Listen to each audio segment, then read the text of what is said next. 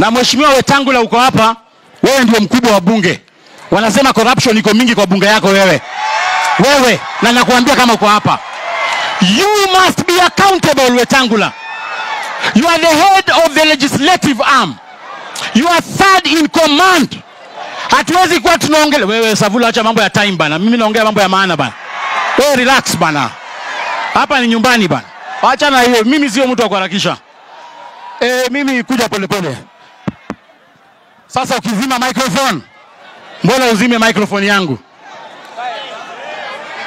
1 2. Mimi najipanganga nikuja na gari yangu. Hata ukizima naongea. Wewe mimi sio mtu wa kuchezea hapa. Weka yako chini ukitaka. Niseme nisiseme. Niongee nisiongee. Nilijua watafinya nikajipanga. Sasa mimi naomba Wetangula. Jana niliona mkiongea mambo ya katiba, kwamba tunasherehekea katiba.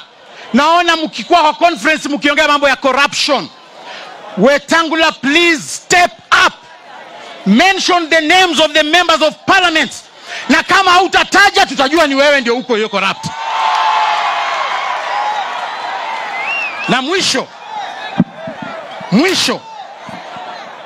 mambo mengine mimi nitaongea baadaye, lakini mwisho